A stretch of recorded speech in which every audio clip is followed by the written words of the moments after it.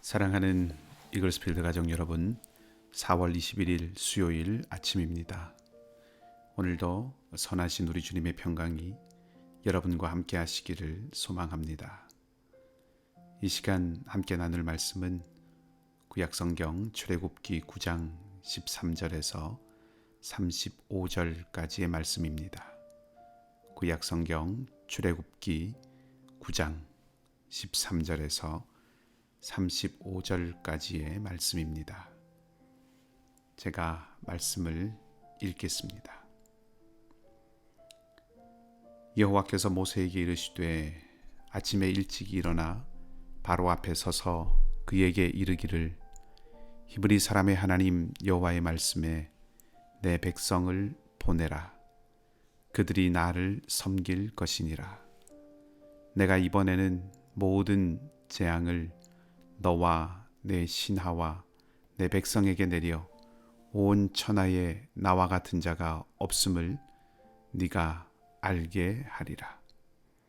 내가 손을 펴서 돌림병으로 너와 내 백성을 쳤더라면 네가 세상에서 끊어졌을 것이나 내가 너를 세웠음은 나의 능력을 네게 보이고 내 이름이 온 천하에 전파되게 하려 하였음이니라. 내가 여전히 내 백성 앞에 교만하여 그들을 보내지 아니하느냐. 내일 이맘때면 내가 무거운 우박을 내리리니 애굽 나라가 세워진 그날로부터 지금까지 그와 같은 일이 없었더라. 이에 사람을 보내어 내 가축과 내 들에 있는 것을 다 모으라. 사람이나 짐승이나 무릇 들에 있어서 집에 돌아오지 않는 것들에게는 우박이 그 위에 내리리니 그것들이 죽으리라 하셨다 하라 하시니라. 바로의 신하 중에 여호와의 말씀을 두려워하는 자들은 그 종들과 가축을 집으로 피하여 들였으나 여호와의 말씀을 마음에 두지 아니하는 사람은 그의 종들과 가축을 들에 그대로 두었더라. 여호와께서 모세에게 이르시되 너는 하늘을 향하여 손을 들어 애굽 전국의 우박이 애굽 땅의 사람과 짐승과 밭의 모든 채소에 내리게 하라. 모세가 하늘을 향하여 지팡이를 들매 여호와께서 우레소리와 우박을 보내시고 불을 내려 땅에 달리게 하시니라. 여호와께서 우박을 애굽 땅에 내리심에 우박이 내림과 불덩이가 우박에 섞여 내림이 심히 맹렬하니 나라가 생긴 그때로부터 애굽 온 땅에는 그와 같은 일이 없었더라. 우박이 애굽 온 땅에서 사람과 짐승을 막론하고 밭에 있는 모든 것을 쳤으며 우박이 또 밭의 모든 채소를 치고 들의 모든 나무를 꺾었으되 이스라엘 자손들이 있는 그곳 고센 땅에는 우박이 없었더라. 바로가 사람을 보내어 모세와 아론을 불러 그들에게 이르되 이번은 내가 범죄하였노라. 여호와는 의로우시고 나와 나의 백성은 악하도다.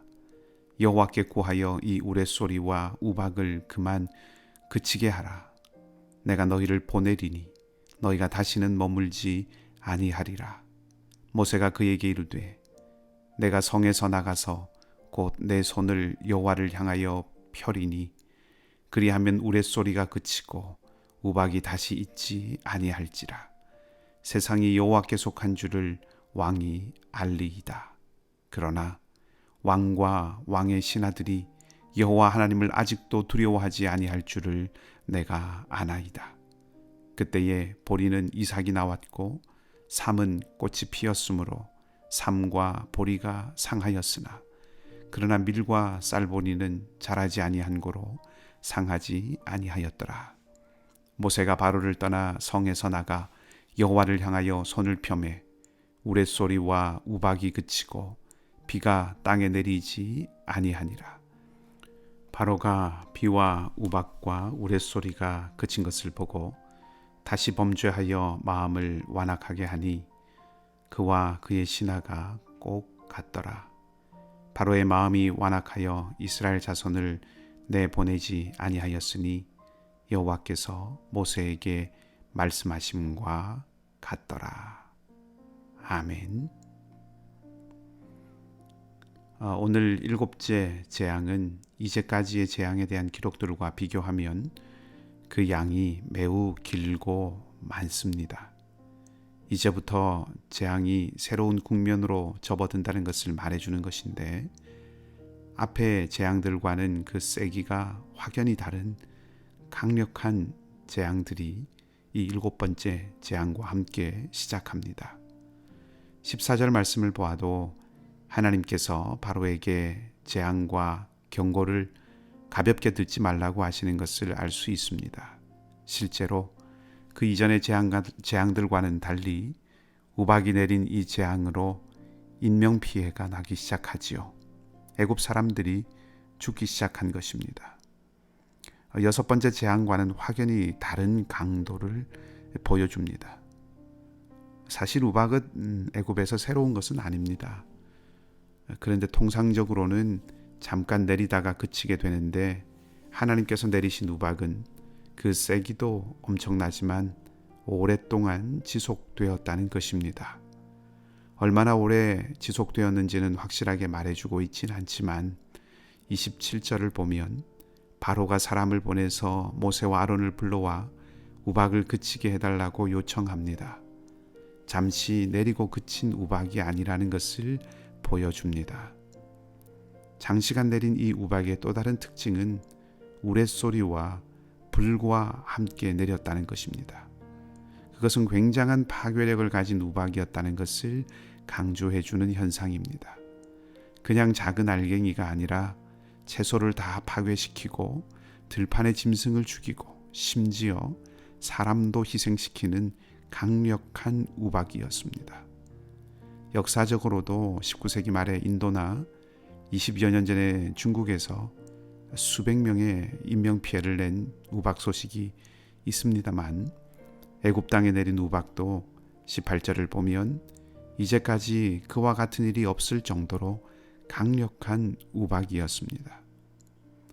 이런 엄청난 재앙이 일어난 이유는 여전히 변하지 않는 바로의 마음 때문이지요. 완악한 바로의 마음이 재앙을 더욱 심하게 만들어갑니다. 그럼에도 불구하고 변하지 않는 바로를 보면서 완고함이 얼마나 무서운 것인가 하는 것을 다시 생각해 보지 않을 수 없습니다. 그리고 동시에 바로가 완고하면 완고해질수록 하나님의 강함이 더욱 극적으로 드러나게 되는 것을 봅니다. 완악해지지 않고 완고해지지 않고 부드럽고 듣는 마음이 될 수 있도록 우리를 살피고 또 말씀 앞에서 겸손함을 배우고 잃지 않아야 할 것입니다. 우리 삶을 통해서 하나님이 반드시 드러나실 텐데, 바로처럼 완고함을 통해서 심판하시는 하나님을 드러낼 것인지 아니면 그 반대가 될 것인지를 생각해 보게 됩니다. 이 일곱 번째 재앙에는 한 가지 눈에 띄는 변화가 있습니다. 19절을 보면 하나님께서 재앙의 피해를 줄일 수 있는 길을 말씀해 주시는데, 들판에 있는 짐승들을 다 모으라고 하십니다. 아마 지붕이 있는 마구간 같은 곳으로 피신시키라는 말씀일 것입니다. 재앙 자체를 거두신 것은 아니지만 피해를 최소화할 수 있는 길을 알려주십니다. 심판 중에서도 자비를 보여주십니다. 실제로 20절에 보면 바로의 신하들 중에서 어떤 사람들은 종들과 가축들을 집으로 피하게 합니다. 이것을 하나님을 믿었다고 보는 것은 무리가 있지만, 분명한 것은 이제 애굽 사람들 중에서도 하나님의 능력에 대해서 두려움을 가진 사람들이 나타나기 시작했다는 것입니다.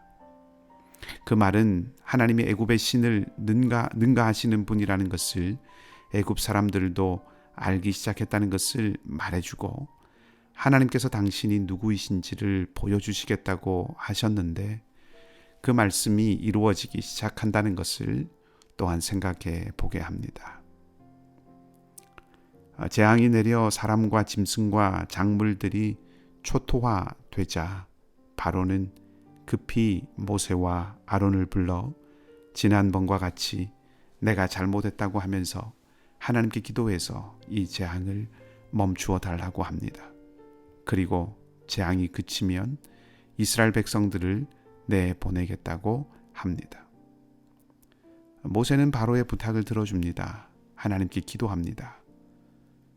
그런데 한 가지 특이한 것이 있습니다.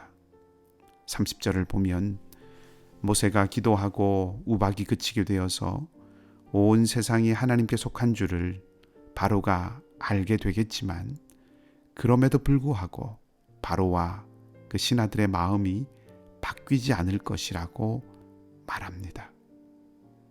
그러면서도 모세는 우박을 멈추어 달라고 기도하지요. 우리는 바로의 말이 거짓인 줄 알면서도 우박을 그치게 해달라는 기도를 하는 모세를 보게 됩니다.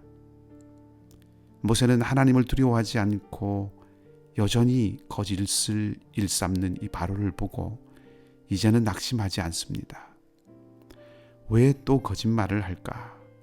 내가 이렇게까지 하는데 왜 또 이럴까 하고 마음이 상하거나 절망하지 않는다는 거지요. 사실 이것이 말해주는 것은 참 마음 아픈 것입니다. 이 말은 모세가 바로를 포기했다는 말이 될 수도 있기 때문입니다. 만일 그렇다면 참으로 비극적인 일입니다. 그리고 32절에 아직 피해를 입지 않은 곡식들이 있다고 말하는데 이것은 희망이라기보다 이제 뒤에 올 재앙은 바로 이것들을 노리는 것이라고 암시해 주는 것이라고 볼 수도 있습니다. 말하자면 바로의 완악함이 앞으로 더 큰 재앙을 닥치게 할 것이라는 것을 일러주는 것이고 결국은 결정적인 심판 앞에 서게 될 것이라는 것을 보여줍니다. 우리는 오늘 바로의 완고함, 하나님의 강하심, 그리고 심판 중에도 보여주시는 하나님의 자비를 보았습니다. 계속되는 메시지는 분명합니다. 완고해져가는 바로의 길이 생명의 길인지 하나님의 말씀에 귀를 기울이고 그 말씀을 따르는 것이 생명과 삶의 길인지를 계속 묻고 있습니다. 말씀 앞에서 우리 자신을 비추고 살펴서 완고함을 버리고 듣는 귀를 가진 우리가 되기를 바랍니다. 비록 심판의 자리에서도 피할 길을 주시는 하나님의 자비가 애굽 땅에 임했던 것처럼 삶의 어려움 속에서도 피하고 살 길을 내시는 하나님을 의지하는 우리가 되기를 바랍니다.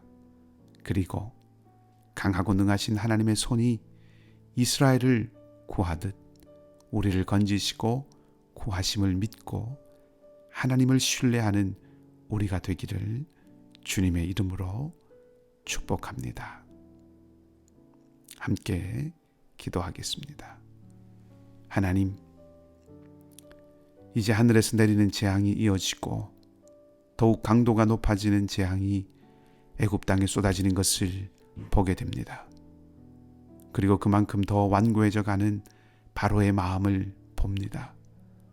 그렇게 변하지 않고 거짓을 말하는 바로에 대해서 실망조차 하지 않는 모세의 모습을 보면서 변하지 않는 완고함과 세상과 또 죄에 타협해가는 우리를 향한 하나님의 마음이 어떠하실까 하는 생각을 해보게 됩니다. 성령 하나님, 은혜를 베풀어 주셔서 우리의 마음이 부드럽고 듣는 마음이 되게 하여 주시고 하나님의 말씀에 귀 기울이고 사랑과 지혜로 권면하는 형제와 자매의 마음에 귀 기울이며 살아가는 은혜가 있게 하여 주시옵소서. 강화된 제한 조치로 여러 가지 불편한 삶을 이어가고 있는 우리의 마음이 하나님께서 주시는 평안과 소망으로 채워지게 하시며 상록회 어르신들과 어린 자녀들을 기억하여 주시고 비즈니스와 삶의 도전과 여러 가지 어려움이 있는 교우들을 지켜주시고 보호하여 주시옵소서. 오늘 하루의 삶도 온전히 주님께 맡기오며 좋으신 우리 주님 예수 그리스도의 이름으로 기도합니다. 아멘. 말씀을 생각하시면서 각자 기도하시기 바랍니다.